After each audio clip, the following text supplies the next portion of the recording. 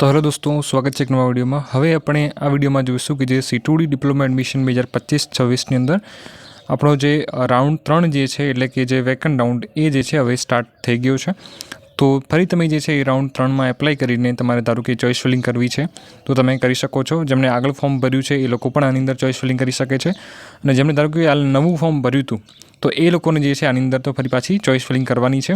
તો આની અંદર આપણે જોઈશું કે તમારું જે રેન્ક આવ્યો છે એ રેન્ક કઈ રીતનો જોવાનો છે એટલે કે તમારો મેરિટ રેન્ક અને એના પછી જે છે રાઉન્ડ 3 માં તમારે કઈ રીતનું એપ્લાય કરવાનું છે એટલે કે એમાં કઈ રીતે તમારે જે છે ચોઇસ ફિલિંગ કરવાની છે એ આપણે વિડીયોમાં જોઈશું। અને બીજી વસ્તુ એક ઘણા બધાને ડાઉટ એ છે કે ભાઈ રાઉન્ડ 3 માં કોણ કોણ એપ્લાય કરી શકશે।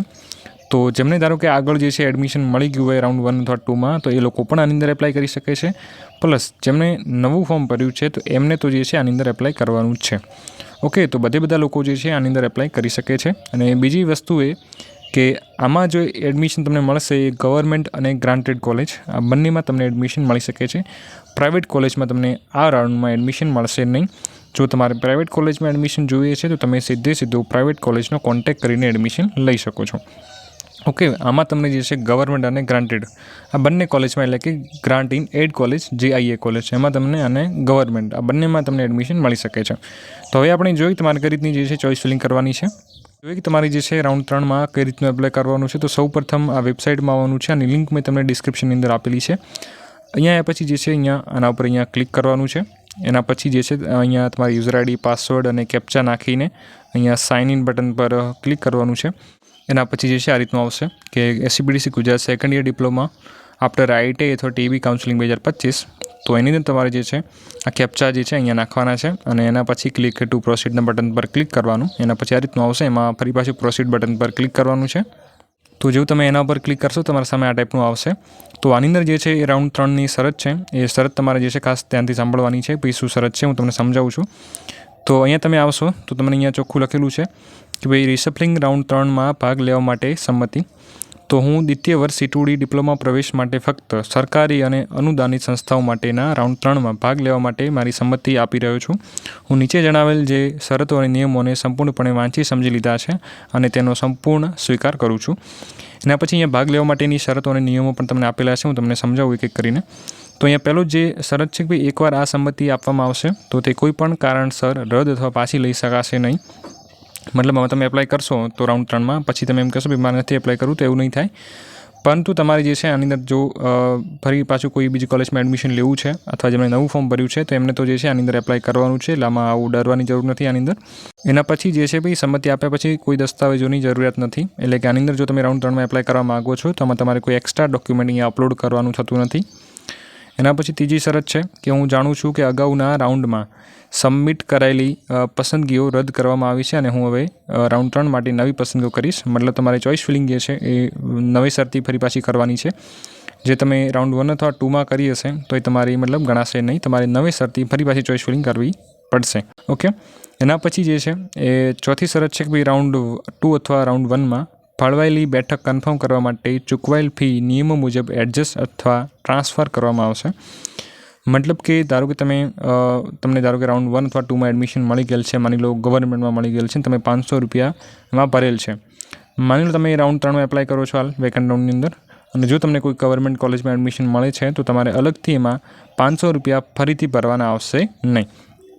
એ તમારા 500 રૂપિયા જે છે રાઉન્ડ 1 જે 1 અથવા 2 વાળા જે છે રાઉન્ડ 3 માં તમે જો એને એક્સેપ્ટ કરી દેશો, ઓકે, એટલે તમારા એ પૈસા 500 રૂપિયા હશે તો એ આમાં ટ્રાન્સફર થઈ જશે, એમાં અલગથી તમારે ફીસ ભરવાની આવશે નહીં। એનો મતલબ એવો છે કે તમારે જે છે એ રાઉન્ડ 3 માં ફરી પાછા ટ્રાન્સફર થઈ જશે, એમ અલગથી તમારે ફીસ ભરવી પડશે નહીં જો તમે આગળ ભરેલા છે તો। એનો મતલબ એવો છે જો તમે ધારો કે 10,000 ભરેલા છે ઓકે પ્રાઇવેટ કોલેજની અંદર તો એ તમારે આમાં મતલબ પ્રાઇવેટ કોલેજમાં તમને મળશે નહીં, એ તમારે રિટર્ન આવી જશે પછી। ઓકે, તો એ રીતનું રહેશે આની અંદર। જે પાંચમી શરત છે ભાઈ જો રાઉન્ડ 3 માં મને નવી બેઠક ફાળવવામાં નહીં આવે તો રાઉન્ડ 2 અથવા રાઉન્ડ 1 માં મારી કન્ફર્મ થયેલી બેઠક પરનો પ્રવેશ યથાવત અને માન્ય રહેશે। જો તમે રાઉન્ડ 3 માં એપ્લાય કરો છો અને ધારો કે અહીંયા તમને એડમિશન મળતું નથી અને ધારો કે તમને રાઉન્ડ 1 અથવા 2 માં મળેલ છે તો એ તમારું એડમિશન કાયમ રહેશે। મતલબ એ તમારું જે છે એ જતું નહીં રહે। ક્યારે નહીં જતું રહે? જ્યારે તમને રાઉન્ડ 3 માં નહીં મળે તો। અને જો ધારો કે રાઉન્ડ 3 માં મળી જશે એડમિશન તો તમારું રાઉન્ડ 1 અથવા 2નું જે એડમિશન છે એ કેન્સલ થઈ જશે। ઓકે, અને ધારો કે જેવું તમને રાઉન્ડ 3 માં એડમિશન મળી ગયું એવું જ તમારું રાઉન્ડ 1 અથવા 2નું એડમિશન કેન્સલ થઈ ગયું હશે। ઓકે, પછી તમે એમ કહેશો ભાઈ રાઉન્ડ 3માં મને જે પણ એડમિશન મળ્યું મારે એને કન્ફર્મ નથી કરવું, પણ મારે જે આગળનું એડમિશન જોઈએ છે, તો એ રીતનું એ એડમિશન પાછું આવશે નહીં. જેવું તમને એડમિશન મળી ગયું પછી તમે એને કન્ફર્મ કરો કે ના કરો, પરંતુ તમારું આગળનું એડમિશન જે છે કેન્સલ થઈ ગયું હશે. ઓકે, પછી તમારે જે છે રાઉન્ડ 3નું જે પણ એડમિશન મળ્યું હશે એ તમારે એને કન્ફર્મ કરવું પડશે. કેમ કે જેવું મળી જાય છે એવું જ એ આગળનું ઓટોમેટિક કેન્સલ થઈ જાય છે. ઓકે, તમે એને કન્ફર્મ કરો કે પછી ના કરો, બરાબર, એ રીતનું શરત રહેશે. એના પછી જે છે એ કે ભાઈ જો સમય મર્યાદામાં જો રાઉન્ડ 3માં જે ફાળવાયેલ બેઠક છે એને કન્ફર્મ નહીં કરો તો બેઠક જે છે એ રદ ગણાશે અને રાઉન્ડ 1 અથવા 2માં તથા રાઉન્ડ 3માં મળેલ પ્રવેશ પણ તમારો માન્ય રહેશે નહીં. મતલબ જો એને તમે કન્ફર્મ નહીં કરો તો તમારું ધારો કે રાઉન્ડ 1 અથવા 2માં મળેલ છે એ પણ જશે, પ્લસ તમે રાઉન્ડ 3નું જે છે એને કન્ફર્મ નહીં કરો તો એ પણ તમારું જશે. મતલબ તમારે બધા એડમિશન કેન્સલ થઈ જશે. ઓકે, તો જે પણ ધારો કે જો તમને એડમિશન મળે છે તો તમારે એને તારીખની જે સમય મર્યાદા છે એની અંદર એને કન્ફર્મ કરવાનું છે, તો જ તમારું એડમિશન ફાઇનલ ગણાશે. ઓકે, જો ધારો કે આગળનું મળેલ છે તો એ કેન્સલ થઈ જશે, અને ધારો કે રાઉન્ડ 3માં નહીં મળે તો તમારું રાઉન્ડ 1 અથવા 2નું રહેશે. અને જેમણે નવા ફોર્મ ભર્યા છે એમને ખાસ કહી દઉં કે એમને વધારેમાં વધારે ચોઈસ એડ કરવાની છે, જેથી કરીને એમને કોઈ એક કોલેજમાં એડમિશન મળી જાય. તો જે છે તમને આટલી શરત કમ્પ્લીટ ખબર પડી ગઈ. હવે તમારે અહીંયા શું કરવાનું છે, આમાં વધારે કંઈ ટેન્શન કરવાની જરૂર નથી. ઓકે, સિમ્પલ વાત છે કે જો તમને મળશે તો આગળનું કેન્સલ થશે, જેમને નથી મળેલ એમને તો અહીંયા આમાં એપ્લાય કરવાનું છે ને એમને વધારે કોલેજ એડ કરવાની છે. તો આની અંદર હવે એપ્લાય કરવા માટે તમારે થોડું નીચે આવવાનું છે, અને અહીંયા જે કેન્ડિડેટ કન્સન્ટ છે આની અંદર તમારે અહીંયા જે સિલેક્ટનો ઓપ્શન છે એના પર અહીંયા ક્લિક કરશો. તો જેવું તમે એના પર અહીંયા ક્લિક કરશો એટલે તમારો ઓપ્શન આવશે યસ અને નોનો, તો તમારે યસ પર અહીંયા સિલેક્ટ કરવાનું છે. એના પછી જે છે અહીંયા તમારો પાસવર્ડ અહીંયા એન્ટર કરવાનો છે, જે તમે ફોર્મ ભરતી વખતે જે પાસવર્ડ બનાવ્યો તો એ. એના પછી જે છે અહીંયા સેવ એન્ડ પ્રોસીડના બટન પર ક્લિક કરવાનું છે. એના પછી જે છે આ રીતનું આવશે ભાઈ do you want to submit, તો તમારે જે છે અહીંયા ઓકેનું જે બટન છે એના પર અહીંયા ક્લિક કરી દેવાનું છે. તો જેવું તમે ઓકે બટન પર ક્લિક કરશો તમારા સામે જે છે આ ટાઈપનું આવશે આની અંદર. ઓકે, તો જે છે હવે તમારે આની અંદરથી ચોઈસ ફિલિંગ કરવાની છે. એના પહેલાં તમારું જે મેરિટ જે છે મેરિટ રેન્ક પણ અહીંયા આવી ગયેલ છે, તો એ ચેક કરવા માટે તમારે જે અહીંયા કેન્ડિડેટ પ્રોફાઇલનો જે ઓપ્શન છે એના પર તમારે અહીંયા ક્લિક કરવાનું છે. તો જેવું તમે એના પર ક્લિક કરશો અહીંયા તમને ઓપ્શન આવશે રેન્ક ડિટેલ્સનો, તેમાં અહીંયા તમને જોવા મળશે કે ભાઈ સ્ટેટ ફાઇનલ રેન્ક, તેમાં તમારો અહીંયા રેન્ક લખેલો હશે કે જેમ કે અહીંયા 2028 આવેલો છે, તો તમારું તે જે છે રેન્ક અલગ અલગ હોઈ શકે છે. તો જેમણે ધારો કે નવું ફોર્મ ભર્યું છે C2Dમાં તેમને અહીંયા નવો રેન્ક આવ્યો હશે, જેમને આગળ ફોર્મ ભરેલ છે એમને જે છે અહીંયા નવો રેન્ક આવ્યો હશે નહીં. ઓકે, તો જે લોકોને ધારો કે જાણો છે ભાઈ મારો મેરિટ રેન્ક શું છે, તો એ લોકો અહીંયા આવીને આ રેન્ક ચેક કરી શકે છે. હવે તમારે જે છે ચોઈસ ફિલિંગ કરવાની છે. ચોઈસ ફિલિંગ કઈ રીતની કરવી એના વિશે આપણે જોઈએ. તમારે ચોઈસ ફિલિંગ કરવા માટે ફરી પાછું હોમ પેજ પર આવવાનું છે, એટલે કે અહીંયા આવવાનું છે. હવે તમે અહીંયા આવશો તો તમને અહીંયા દેખાશે ભાઈ ટોટલ અવેલેબલ ચોઈસ, મતલબ 192 જેટલી ચોઈસ છે, એટલી તમે એમાં ચોઈસ ફિલિંગ કરી શકો છો, મતલબ એટલી તમે પસંદગી એમાં કરી શકો છો. તમે કેટલી ચોઈસ કરી તમને અહીંયા દેખાશે, મતલબ ફિલ્ડ ચોઈસમાં હાલ આપણે એકી પણ કરી નથી, એટલે અહીંયા 0 બતાવે છે. એના પછી કેટલી બાકી છે અહીંયા બતાવશે, એના પછી ચોઈસ જે સ્ટેટસ છે એ તમને બતાવશે અનલોક્ડ અને લોકડ હશે. તો તમારી જે ચોઈસ કરશો એને લોક કરવાની જરૂર નથી, એને અનલોક જ રાખવાનું છે. તમારે ધારો કે જાણવું છે કે હું કઈ કોલેજમાં જે છે કેટલી ચોઈસ કરી શકું છું, તો એ તમે જે છે અહીંયા અવેલેબલ ચોઈસ પર ક્લિક કરીને તમને ત્યાં જે છે આખું લિસ્ટ દેખાશે. તમે એ કોલેજમાં એ બ્રાન્ચની અંદર ચોઈસ ફિલિંગ કરી શકો છો, મતલબ એ કોલેજ તમે એમાં એડ કરી શકો છો, એ તમે એના પર ક્લિક કરીને જાણી શકો છો. હવે તમારે એકચ્યુઅલમાં ચોઈસ ફિલિંગ કઈ રીતની કરવાની છે, મતલબ કોલેજ એડ કઈ રીતની કરવાની છે, તો એ તમારે ઓપ્શન જે છે અહીંયા ચોઈસ ફિલિંગનો એના પર તમારે ક્લિક કરવાનું છે. એના પછી ત્યાં જે ઓપ્શન આવશે મોબાઈલ નંબરનો, તો તમારે મોબાઈલ નંબર સિલેક્ટ કરવાનું છે. એના પછી સેન્ડ ઓટીપી પર ક્લિક કરવાનું, ઓટીપી આવશે, ઓટીપી સબમિટ કરવાનું છે, અને એના પછી તમારે ચોઈસ ફિલિંગ જે છે સ્ટાર્ટ થશે.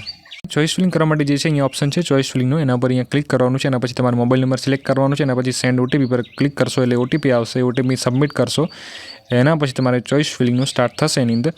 અને એમાં ચોઈસ ફિલિંગ કઈ રીતની કરવી એનો વિડીયો મેં અલગ જે છે બનાવેલ છે, ભાઈ ચોઈસ ફિલિંગની પ્રોસેસનો વિડીયો.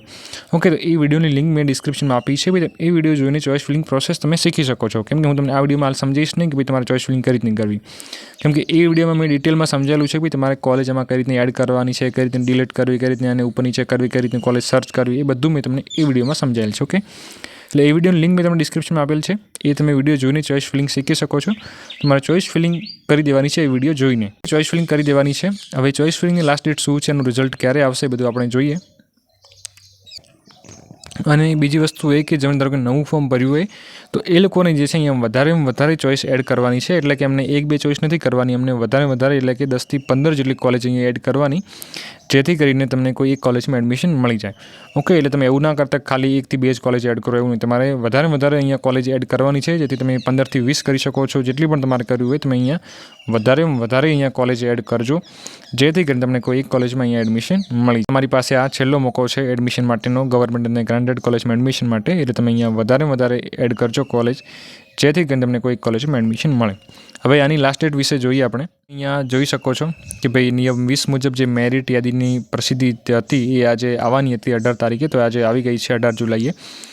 એના પછી તમારે જે છે એ ઓનલાઈન સંસ્થાની પસંદગી એટલે કે ચોઇસ ફિલિંગ તમારી જે છે એ ઓનલાઈન ચોઇસ ફિલિંગની જે પ્રોસેસ હતી એ 18 તારીખથી લઈને 22 તારીખ સુધીમાં છે. મતલબ કે 22 તારીખ જે છે તમારી પાસે લાસ્ટ ડેટ છે ચોઇસ ફિલિંગ કરવાની રાઉન્ડ 3 માટે. ઓકે, 22 તારીખ પછી તમે એમાં કોલેજ એડ કરી શકશો નહીં, એટલે કે ચોઇસ ફિલિંગ કરી શકશો નહીં. તો તમે 22 તારીખ પહેલાં જે છે ચોઇસ ફિલિંગ કરી દેજો.